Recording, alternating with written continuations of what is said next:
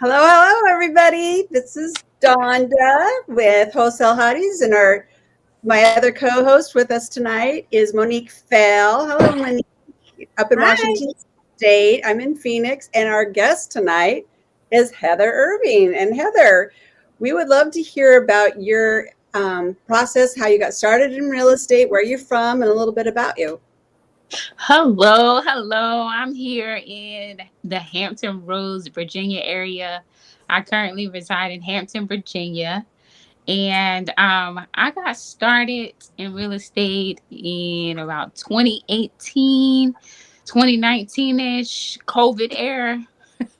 You're young. You Um, look so young. yeah, and so I was in the childcare space. And so, during that time with COVID, childcare and all that, it kind of like came to a halt. Oh. And so I started like I was always interested in real estate. And so I was like I had more time to kind of research and figure out more of what avenue I wanted to go down. And guess what stuck out? Like face? Wholesaling. Oh, wholesaling. Okay. Okay. So yeah, I started with a mentorship called Wholesale Inc. Have you guys heard of that?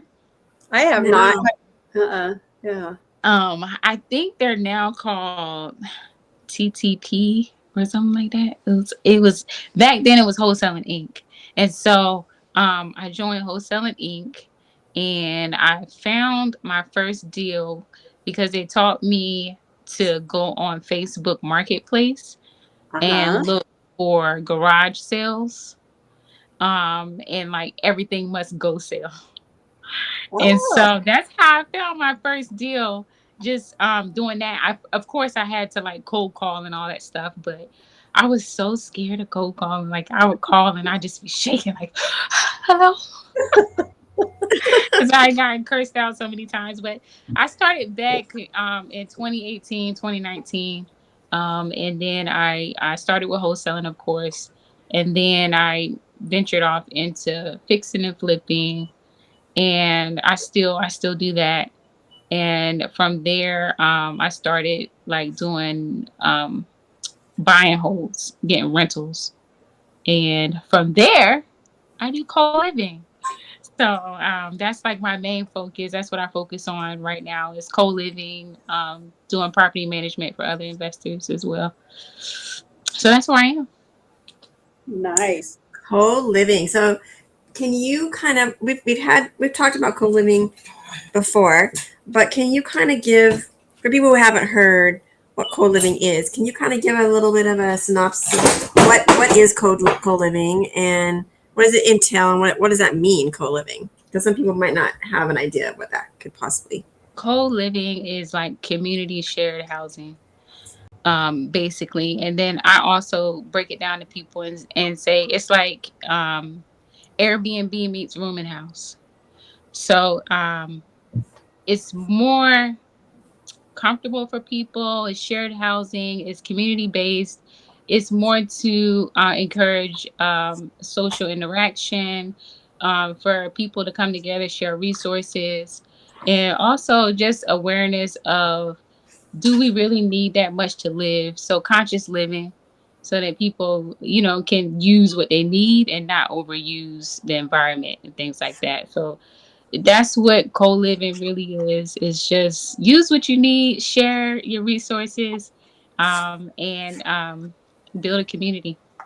So So you mean to tell me that like you have like I don't know 4 or 6 bedroom house and you got a bunch of four to six people, six strangers who come into house and they're sharing everything. pretty much, and the key to it is organization, good house rules, and yeah, Okay. delegation, and just building that sense of community, and it works out, believe it or not. When you say community, are you talking about like they're all like-minded, like they're all nurses or they're all engineer or what? I mean, yeah. What are you talking about? Community in a sense of people just being there for each other. So it's not necessarily based on like all veterans or all traveling nurses. It's kind of like it's a mindset. It's like we are a community of people that are going to be there for each other. We understand that we don't need a lot to live. Let's share our resources and make the most out of life. And so, a lot of people who live like this, they they want more experiences than using their money on bills. So they rather spend what they need to survive and then use the rest of their money to go live their life, you know? So that's what co-living is about. Oh, I see. So their spendable money now is spent on having fun rather than buying a house or Working, renting working, a house working, or working themselves to death. Like yeah. just working, All the and time. paying their bills. It's like, okay, do we really need to spend thousands of dollars every month to live? Or can we spend this money over on the island in Bali with some friends and work, you know? So Yeah. So it's that's what not it's necessarily about. a frugal living source. Like, oh, let's be frugal about everything because we have to. It's more like we want to have more experiences. Exactly. Because it's people from every walk of life that come in. It's people who, okay, it's like a widow. I don't want to live by myself anymore. They can afford to live by themselves. They don't want to. You might have somebody that's a student that comes through, or digital nomad, or it's like all different walks of life. Like just Corporate living. somebody, I just want to save money. I don't want to have to spend all this money on rent or bills. So yeah. So you got into the co-living space after you did the wholesaling, and tell me like how many properties are you juggling for co-living right now? Well, um, it just happened so fast. I Right now we have 101 rooms Oh yeah, that we partially we own, and then partial are other investors that need property management. So yeah, and that happened, I'm gonna say, within the past 6 months. So and do you see that you have to educate people on co-living in order for them to embrace that idea or to rent the rooms out? Do you have an education piece that goes with that, or some sort of campaign or something that you do online or somewhere else that you get these people who would be interested in co-living? yeah, so I have my website is colivingnva.com, and that's for investors to come in, and they don't have to be accredited. So they would partner with me on properties and invest with me on properties. And on that website, you can easily go on there and just type in your information, and I'll get like an email and see all your questions and everything. I also do like consultations with investors that want to learn about co-living. Um, and that'll be like in my calendar link. I don't know if I shared that with y'all or not, but um, I do consultation with investors to teach them about co-living. It's like a one-on-one type of coaching, and they ask me any questions that they have about co-living. I explain to them what it is, and we also go through like different scenarios. So I'll go to their property that they might be interested in turning into co-living, and I'll let them know like, hey, this might work, this might not work, or this will definitely work, before they even get into it. So and that's important. It's just picking the right property, because you can't just turn any property into a co-living property. So how much are you furnishing of a co-living property? Are they like bringing their own beds, or do you have that kind of stuff? Do you have TVs? What all do you have there? Yeah. Um, I furnish a lot. I do a lot. I'm not like the average co-living operator, but yeah, we'll have TVs. We have TVs. We do the bed frames, the mattresses. We do the mattress protection, the waterproof protection. We Hmm. do. We also, like, some of the beds will have box springs, and we also protect those as well. We throw a rug in there. We do a dresser or a chest. We put mini fridges in the rooms. trash cans, the trash bags, like toilet paper, paper towels, like Oh, hand soap. wow. Like, so we want them to come in and just need to only bring their clothes and food. Um, and it works out also. And we do that also because we can price our rooms at a higher price range. And people are, it's still a deal. Like, they love it. It's like, oh, well, it's totally worth it. So, So you Yeah. provide paper products like every month for them then, or just when they first move in? so what I do is I buy 6 months worth at a time. And I have housekeepers that go through once a month, and they will re-up everything on their cleanings. So I don't buy it based on the use of the people in the home. I buy it based on what I can do. So I buy my 6 month stock, and if they run out before 6 months, they understand that, okay, I need to go buy my own stuff. So that's how I do it. Okay. Do you get any kind of benefits for buying in bulk? Do you use like a business credit card, or how do you optimize these bulk supply purchases? So I go through Amazon, and Amazon has bulk purchases. So the more you buy, the less you spend.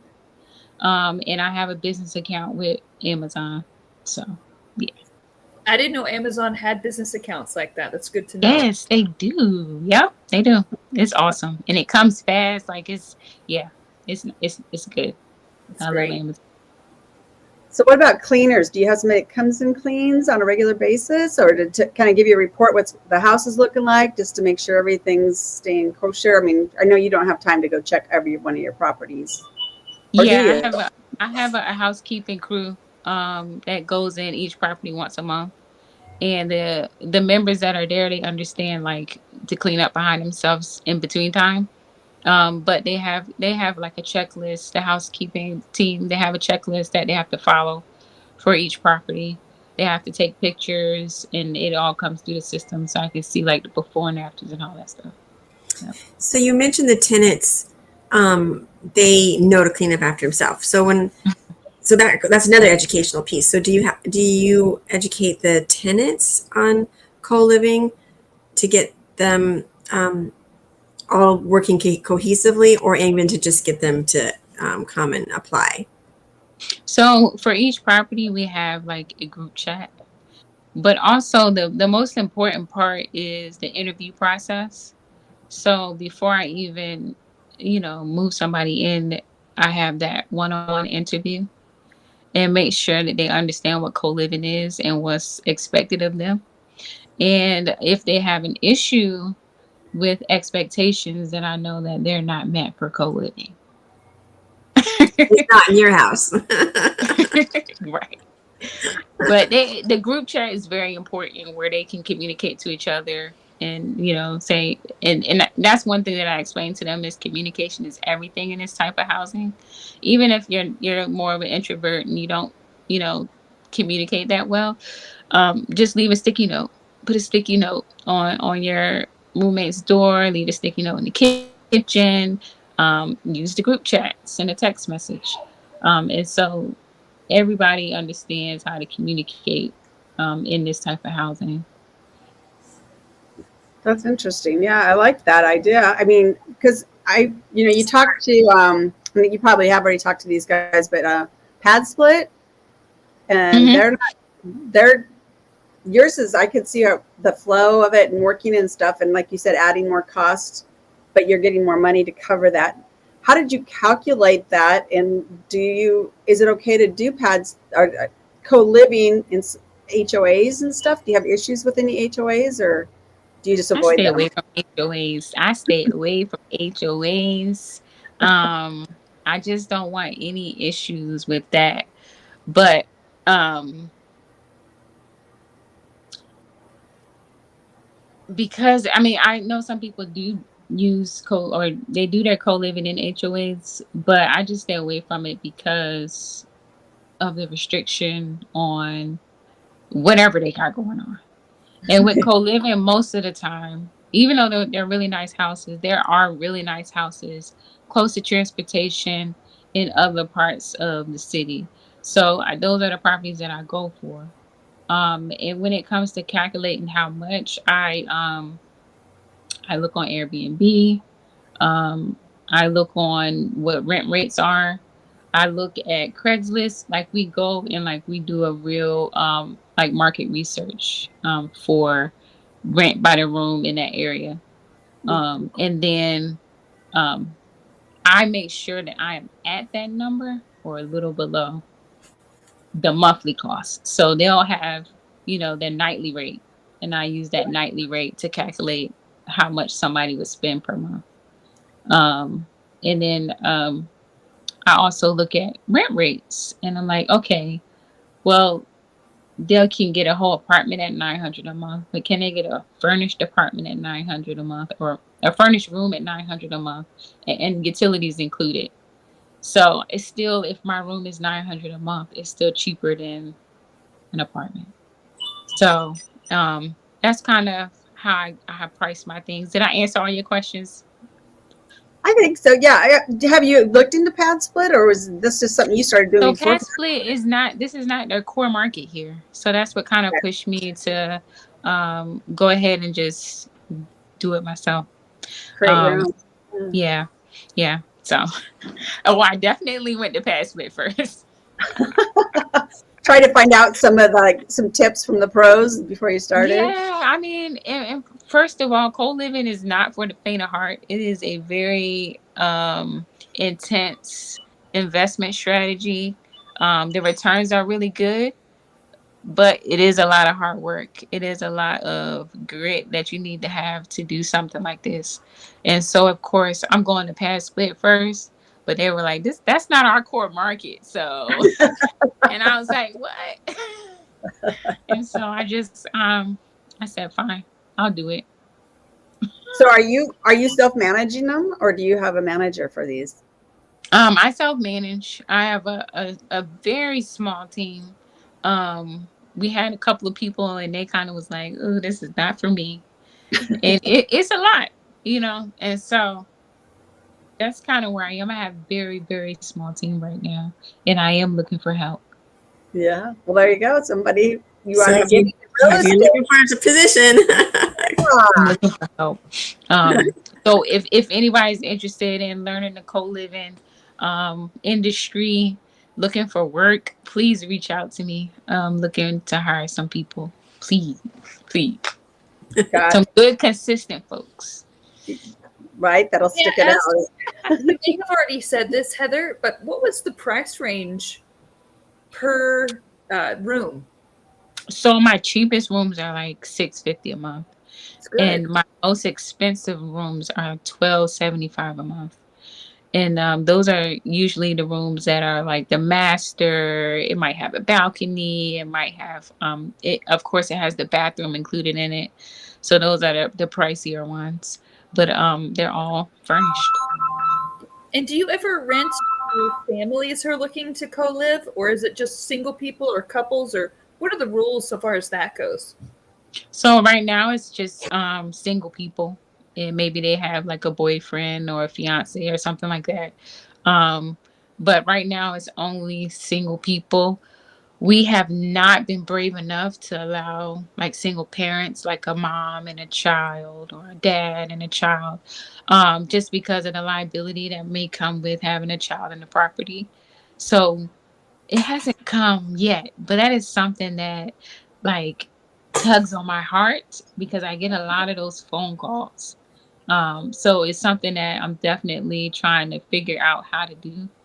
I'm looking in like to other organizations that provide housing for single parents and trying to see how I can also incorporate that. But right now, we're just not brave enough yet. I imagine there's equal housing because, I'm working on my continuing education stuff for my real estate license.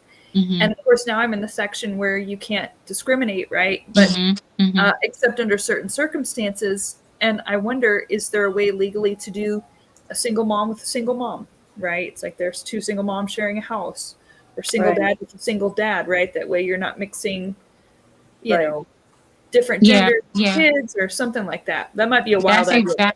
That's exactly like the lane we're looking at is trying to get a couple houses just for like single moms and single dads. And I've been to a couple of the houses. They're nonprofit organizations, so I don't know if that's because, well, I do know, and that's how they can kind of say who Hmm. can Yeah. in because they're nonprofit.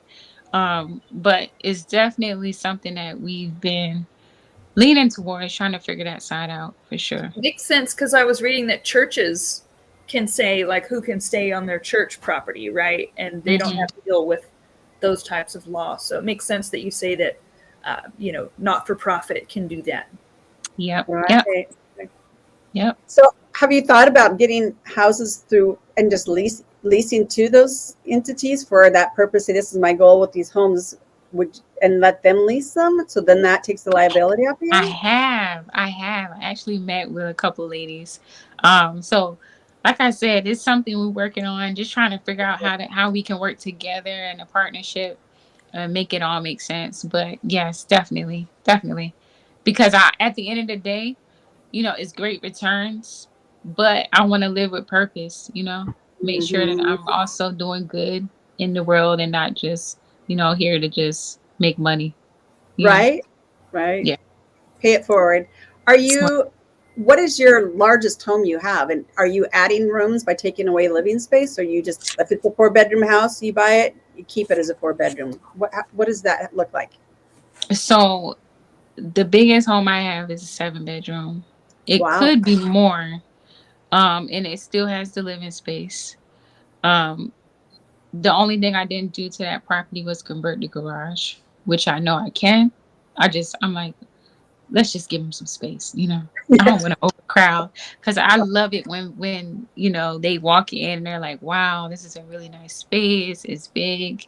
They feel comfortable. They don't feel overcrowded because then it almost feels like a rooming house. And I don't want that feel. I want it to feel, nice, comfortable, like feel like a community and not Right. just a rooming An area house. that they hang out and play games or watch TV together or something like that. So yeah, because Pat Split, they pretty much can take a 3-bedroom, 2-bath and turn it into like 8 bedrooms and 2-bath, but they take away the living room and the dining room. And Mhm. basically you have the kitchen, laundry room, bathrooms, and all these rooms. And so now Mhm. you want to sell the house, you got to tear all that out to put living Mhm. space in it. So Mhm. you're not doing that. You're not. So this Oh, house. don't get me wrong. I have a few properties that are like that.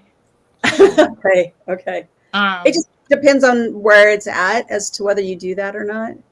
right. So, not necessarily for me.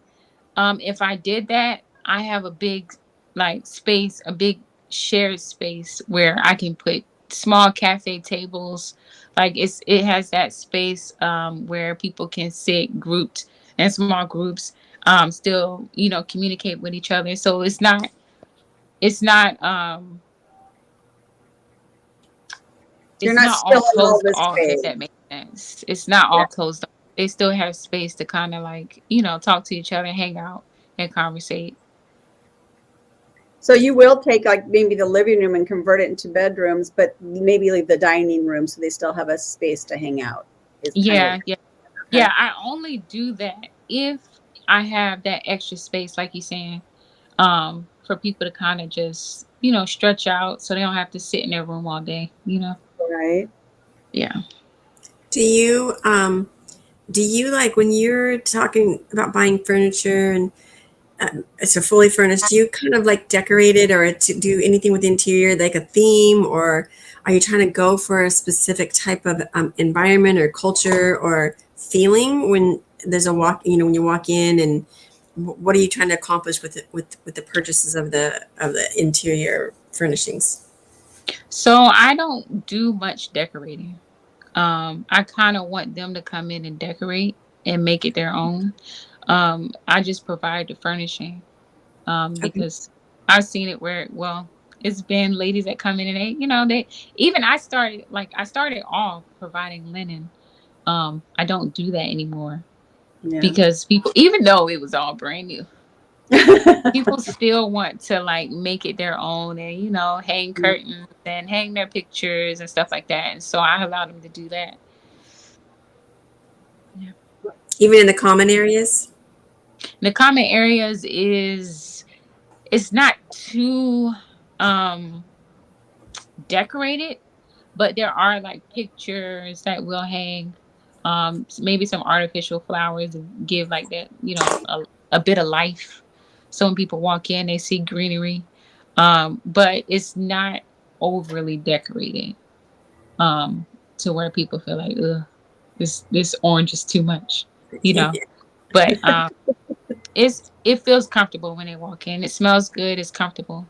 Yeah. And then where do you predominantly advertise the rooms? Oh man, everywhere. Um, like I think it's close to 40 different websites. Wow. So it's everywhere. Didn't know there Zillow, was that many. Thumper. Oh yeah, I'll give you a few. Can't give them all. Right. But Zillow, of course. I'm on like all the websites, apartments.com, realtor.com, anywhere that you can post about real A estate, rental. a Yeah. rental, that's where I'm at. Like, Yeah. but roomies.com is one that is really good. You can get a free account there. You can post your rooms there. They also give you the option to boost it or promote it, and it's really cheap. I think it's like $10 Oh, to do that. And I get a lot of people reaching out from roomies.com, Spare Room, Zumper, and Hot Pads. Those are the top ones that wow. people respond to. What are you looking for in your investors? I know you said they don't need to be accredited. Is there a minimum amount? How do you secure it? Very curious about that part. So the minimum amount is $5,000. So if you go to my website, it gives a little more information on CoLivingNVA.com. And I have like a fractional account. And so once I find a property, people can invest with me on that property. 5,000 is the minimum. But if you got it, more than that, we love to have you. Because at the end of the day, I would rather partner with one or two people versus a whole gang of people. But I just like for people to kind of get their first deal. That's like what people know me for, is helping them get their first deal. And so that's why it's set at 5,000. But And for the people that don't know what fractional might be, can you kind of give an outline of or a summary or something of what is fractional? You said that you have a fractional account for the investor. So fractional, you can start your own community on fractional. So I have two communities on fractional, one for any of my fix and flips, and then the other is for co-living. Um, one is like an initiative I'm working with the city of Hampton to, which is going to be really big. I'm having them partner with me with co-living, and they'll be giving me underutilized buildings that they're not using, any land that they're not using, in order for me to do co-living with. And so that's where a lot of investors will be able to jump in, because I'll definitely need you then. And fractional, you just come on there. When I post a deal on there, you pretty much come in, ask any questions that you have about the project. If they aren't answered already, it'll be a Zoom or a webinar where we talk about the deal, answer questions. And if you feel comfortable with investing, you could then, pledge or commit to investing your money into the deal and becoming a partner on that deal. And fractional allows you to do it at a minimum of $5,000. And So what that's type of returns do you like to, or do you project, or do you like to project? I know you can't ever guarantee, but what do you like to say is a fair range? So right now I'm currently partnered with an investor. She came in and she brought the money for me to acquire the property, for me to furnish it, and to renovate it. meaning adding walls, adding a bathroom, and things like that. She came in, she brought all those funds. She gets 75% of the income every month until she's paid off. And then when she's paid off, we go 50-50. That's really sweet. Hey, I sent you a friend request on Facebook because I'm interested. Cool. Yes. More money. Yeah, and I feel like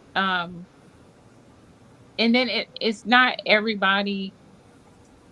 So when I do co-living, it has to be an investor who understands that it takes time to get started. Yes. Like you're not going to see immediate returns, because like I said, I'm renovating this property, I'm furnishing this property, and I'm marketing it Right.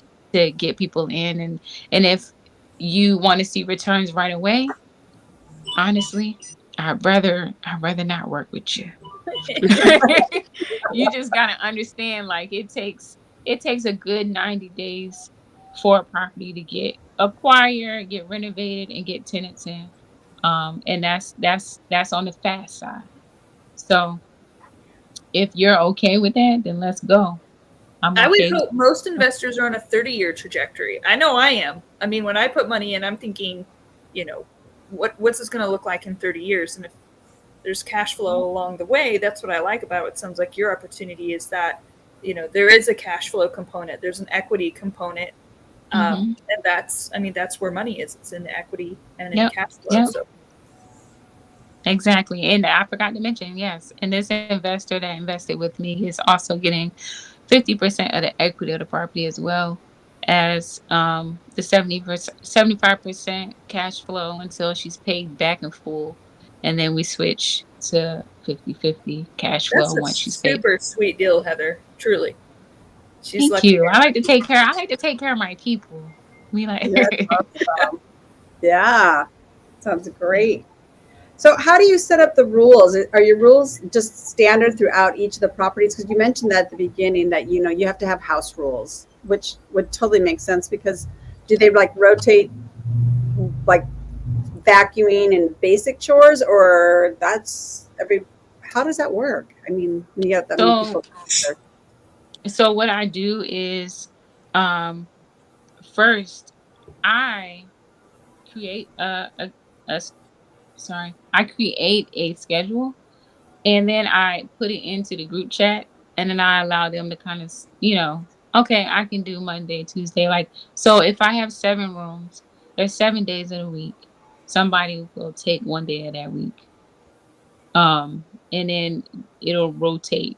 So if somebody has to work and they can't do it, then they'll talk to each other within that group chat. But what I tell them within a group chat is that I'd rather them communicate to each other than for me to come in and tell you guys what to do. Because then I feel like, you know, it's not a community. Like, it's like, you know, me coming in and just bossing everybody around. Nobody wants to be bossed around in their own house. So I just encourage them to communicate to each other.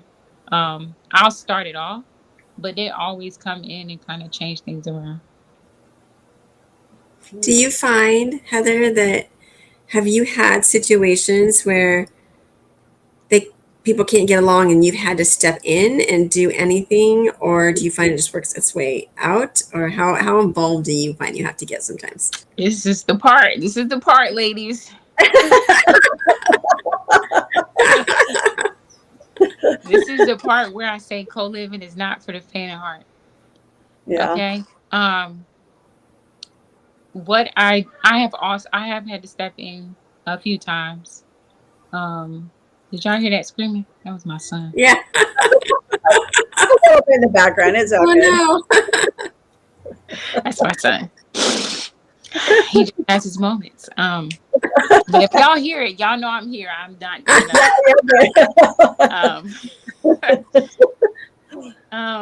But so, and that's a part of the interview process too. I talk about conflict resolution, and I give them the steps. Like, okay, you guys need to come together. You guys need to talk. Some of the properties I have do have a house manager who also I've spoken to at the beginning and say, hey, these are one of the things I'm going to need you for. You might need to step in and be a mediator. And if they're okay with that, they know that that's one of the steps they have to take. Okay, let me go find the house manager and let's try to like do some conflict resolution between us within the house before they reach out to me. Because if I have to step in, um, you know, I'm gonna have to write somebody up. Or I'm okay. Not going to be because I pretty. give them because you called me, so that means that the issue can't be resolved and I have to do it. And so also within I do membership agreements, but within the membership agreement I also include the house rules. And so if they're violating the house rules, meaning disturbing the peace, being violent, they have to get I give them a notice for that. And I'll give them 24 hours to fix it. If they don't fix it within 24 hours, then I'm giving them notice to leave. Mm. Yeah. Because like I said, this is a community-based housing. Right. When you sign that agreement, you agree to maintain what I built. And so it's really very low tolerance when it comes to conflicts. And then, like I said, it's the interview process and asking the right questions so that you're not placing people with other people that won't get along or just people who aren't very community minded and don't understand shared housing. So it starts at the beginning with the interview process. And you mentioned a membership agreement.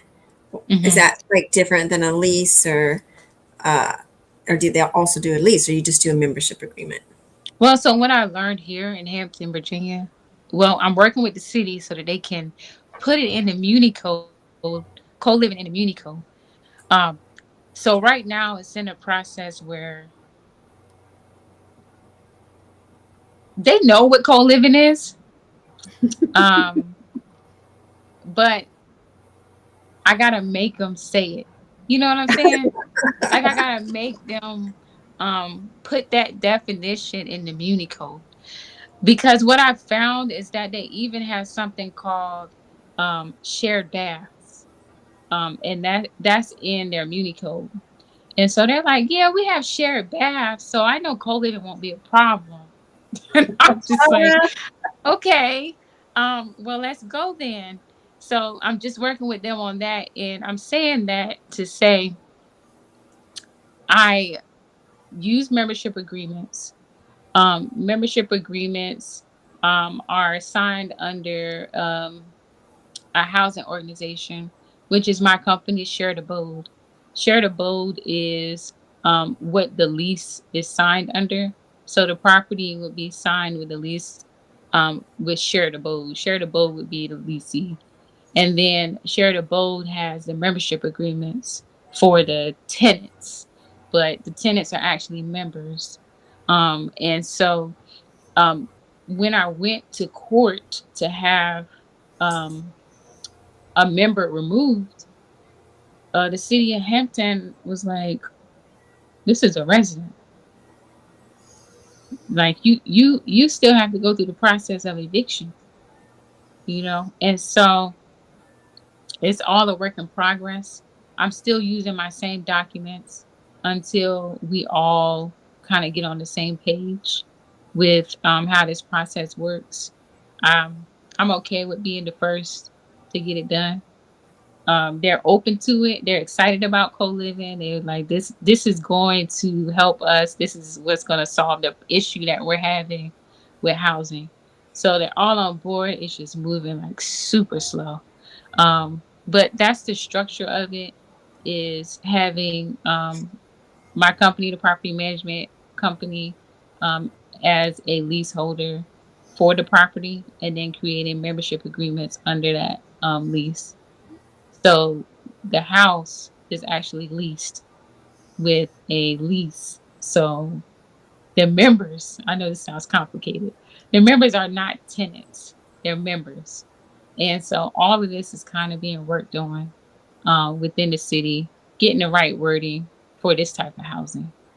So And then that gives you a little bit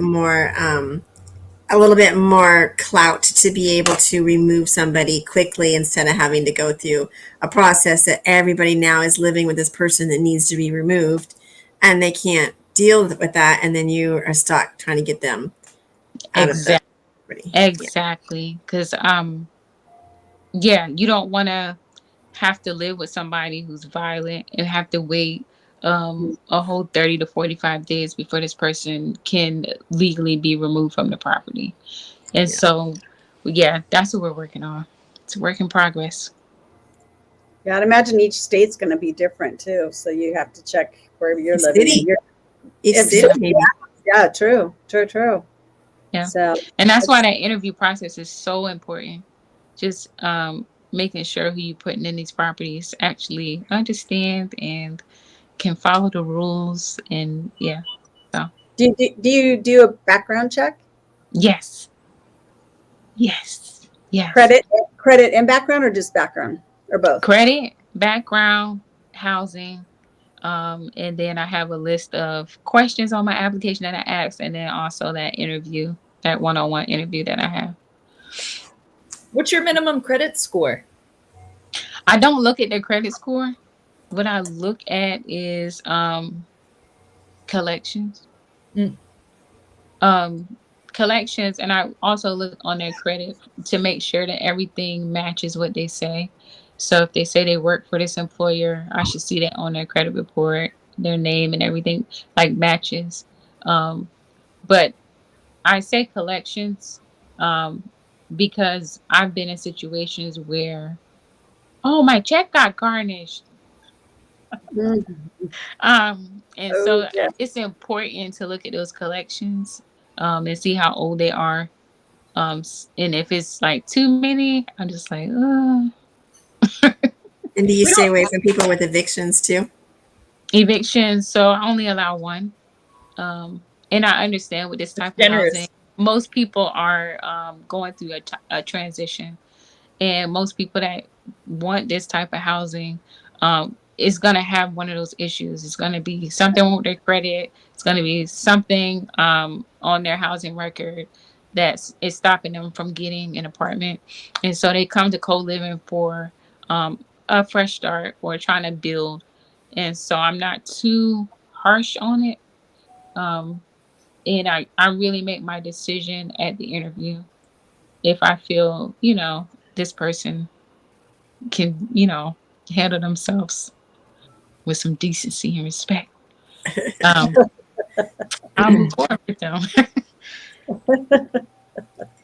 And do you ever transition into, or have you ever thought about transitioning into like corporate housing, corporate rentals, the whole house to, either somebody who's had something, in through the insurance companies who they put people in houses when they have floods or fire damage, or a corporate person is moving into a city and they need a place to stay. Have you ever done any of that type of rentals? Well, I have rentals for that specifically. So all of my rentals aren't CoLiving. So I have some rentals specifically for like the insurance claims that I use for them. But right now, as Furnish Finders usually brings in like most of the corporate people. But I don't specifically market CoLiving to a specific demographic or because I feel like everybody kind of needs co-living. It's affordable housing. And I feel like everybody is going through some sort of transition at some point in their life. And so I don't, make it for one type of demographic. So what makes you decide, I'm going to do this house co-living and I'm going to do this one for the insurance companies? Furnish Location. So like you mentioned earlier, like if it's a really sweet deal in an HOA, that would probably be something I would use for like an insurance type for like a family that got displaced. But I wouldn't use that property in the HOA for co-living. Yeah. Mm-hmm.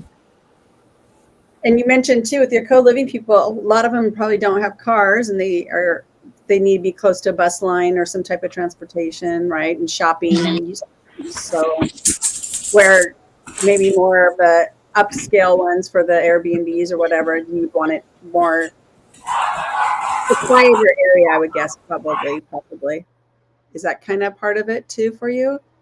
Like you said, location, location, location. So So yeah, so most of the people, even people like the corporate people, they might come here without a vehicle.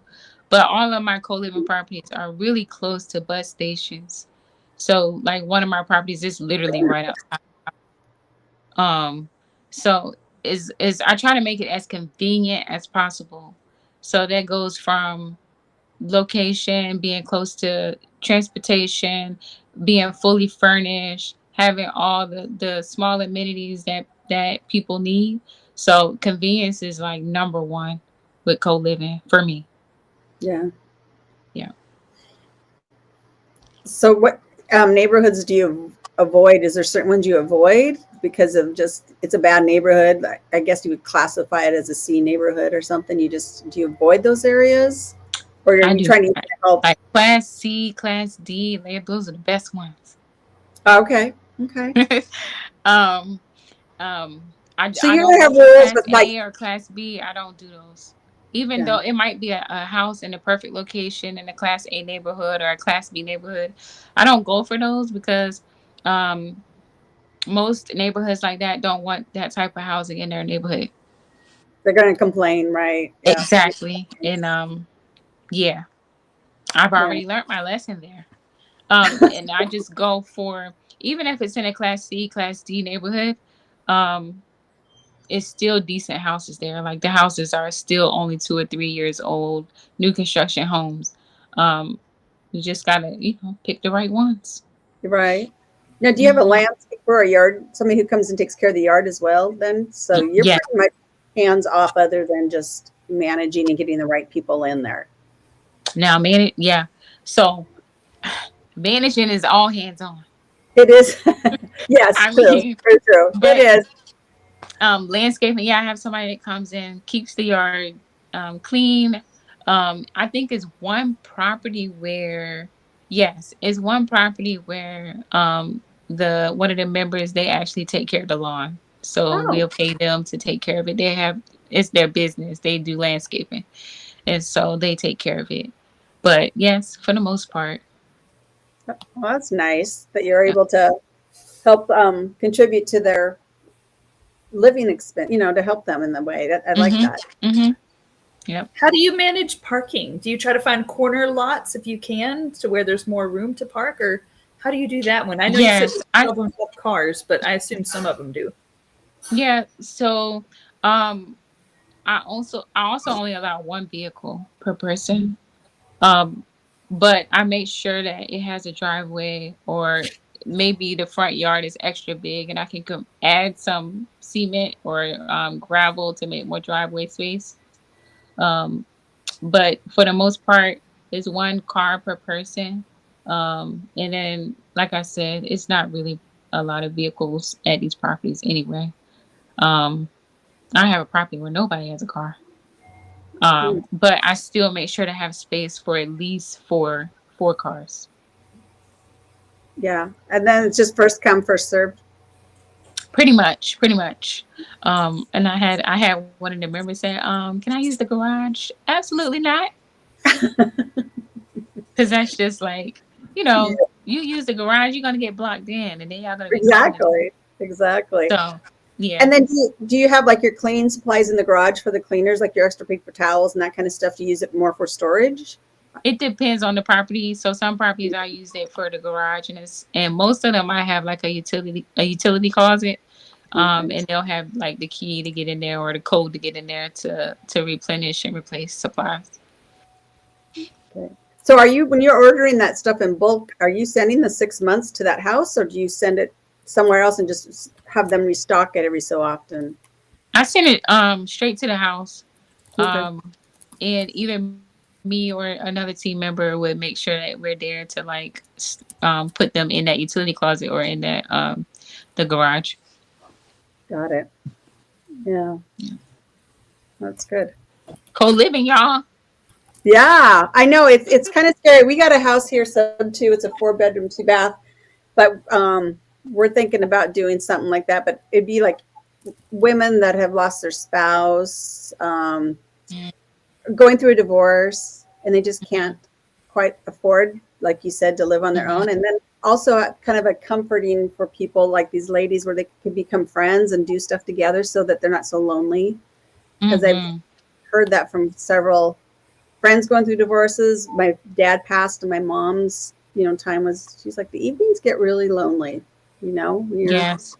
So that's kind of an area we thought about going, but to make sure it makes sense, to run the numbers, like how do we, and what do we stock the house with, or what don't we, or what, those kind of things. There's a lot to it. It's like, yeah. I can give you a list only for you. Okay, I love it. But that's one of the reasons for co-living, that social interaction. It was studies that show that it decreased loneliness and depression. So co-living has a really, really big purpose, and a lot of cities are starting to realize that and incorporate that in their housing. So What's crazy is you guys probably all remember a generation where we lived 3 generations under one roof growing up when I was a little girl, and you don't really see that as much. And so it's almost like we have to create our own families these days, which is a little strange. And so that's kind of what it reminds me of, is a substitute for family in a lot of ways. Exactly. That's how I grew up too. Did you really? I mean, yes. I feel like my first co-living home was where I grew up. Like as a child, like because my grandmother raised me, and so she would always have a space where her adult children, they could come back home and restart if they needed to. Anybody in the church that needed a restart, they can come in. It's like it was like her house was the house of refuge. So I know. looking back and thinking back, yeah, definitely co-living. Yeah. We just had party lines. Gotta bring it back. Heather's not old enough. I don't think Jennifer's old enough either for party lines. I live way on the boonies, so no, I'm too young. Yeah, party lines where you pick up the phone and your neighbor could have been on the line, like, so you didn't. You gotta wait. Actually, I know you listen to what their conversation is. Yeah, that too. The loneliness. That's I funny. feel like I remember that. I love it. Yeah. No, I love what you're doing, and I think there's a huge need for it. And I got another area I want to help with teens coming out of foster care and stuff. That's been on my heart. Used to take kids in and stuff. So it's great. Now that we're getting settled, in fact, I found a couple gals that were in a group home over here, and I want to do more investigating and helping somehow. But that's great. Yeah. Housing with purpose. Yeah. Just have to figure out which way the Lord's going to lead me to, So that's right. See what happens. I love what you're doing. I'll stay in touch with you, Heather, because I think you can give me some great insight on some of these. And definitely. I would love to help. Yeah. I'd love to. So you have. Go ahead. You have what's the best way for somebody to get a hold of you, Heather, if they wanted to reach out to you? You guys can reach me on Instagram at CoLiving Queen. Just DM me help, and I will come running. And is that right? That's right. Okay. That's correct. CoLiving, and it's go there, and DM me, and then I'll send you a link with my calendar link, and you guys can book some time with me, and I would definitely love to help.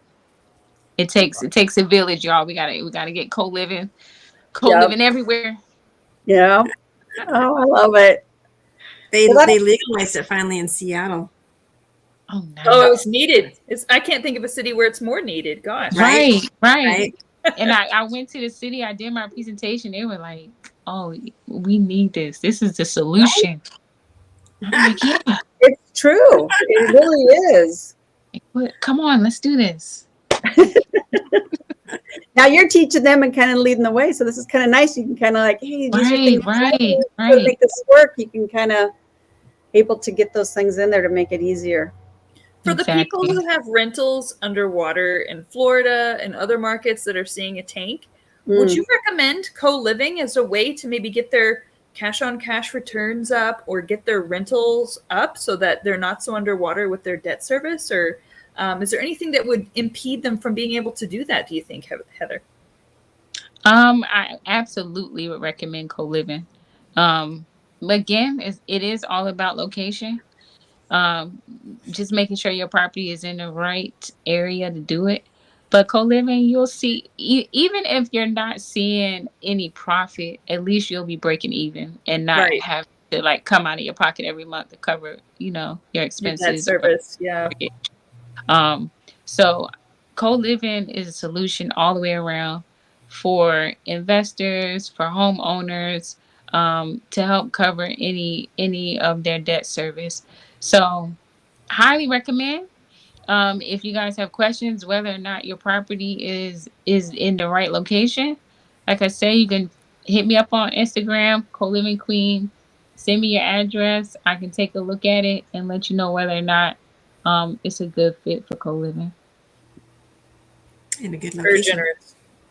Yes, thank you so much. You guys are welcome. Thanks for having me. We're so glad you came on today. Yes, yes. Well, hopefully you got great plans for the Christmas holiday coming up. And I know. I was I'm like, it's almost here. It was so late that it's like there's hardly any gap between the two. So I just feel like 2025 just started. I'm like, what? We're done? Right? Oh, my Lord. I feel the same way. Oh, my goodness. Well, ladies, I think that wraps us up for this episode, and we missed Sharon deeply. I don't think she's ever missed one. So yeah, she's traveling, right? Sharon is here in my town. I know she was, but she was like, "Hey, I need you to do this tonight because doctor's appointment. I just got out and I'm stuck in traffic." And so I'm like, "All right, we're gonna figure this out." Yeah. It was great, y'all. I appreciate you guys. Well, we would love to have you on again sometime, Heather. And we really do appreciate what you're doing. And it's like you said, it's just much needed nationwide. So thank you. You guys reach out to Heather, and I bet she can help you get started in your. Oh, and plus she's looking for people who do want to learn and kind of help her with her business and hire you guys. So yes, I'm looking higher. So anybody in the industry or want to learn the industry, please reach out to me. I need to hire at least 3 people. Do you need them in your area? Yeah. Do they need to be local? Do they need to be local? No, they don't need to be local. Okay. What roles are you looking to fill, Heather? So there's a lot of customer service. There's a lot of admin work. Leases, terminations, notices, a lot of it's just a lot of admin. It's a lot of customers. Were these W-2 or 1099? 1099. Okay. Great question for you. Yeah, right.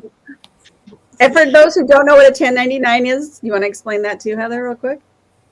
1099 is an independent contractor. Basically, like you're responsible for your taxes. Taking the burden off of you. You got enough on your plate. You don't want to have to deal with having employees. Exactly. Yeah. So that's the basics of it. Like you're not. Yeah, that's the basics. And how many hours a week per position do you think? I'm thinking part-time, maybe 20 hours a week. The customer service, that's the hard part for me because it's constant. It's people reaching out like constantly. Gotcha. It's like, it could be all around the clock, but I don't expect somebody to kind of be, responding all around the clock. But it's like it's a constant So that might influx. be salary, and I'm not a tax person, but I think you can put a 1099 person on a salary because I have a labor agency, not pitching, but I'm just saying that some people pay some of my people on a 1099 basis as salary, right? But who I have in mind actually isn't anyone in my agency. It's a personal friend of mine named Sharon. So she's looking for admin. So anyways, I'll let her know about you. Yeah, let's connect. She's very reliable. Okay. That's what I need. Yeah. I need that, really. Yeah. Well, thanks again. Anybody else have any more questions, or are we off for the night? Are we good, girls? We're good. All Thank right, you. we're good. Thanks again, Heather. We look You're forward to welcome. seeing you again. Thank you. Thank you. Good night. Thank you. Nice to meet Good you. night. You too.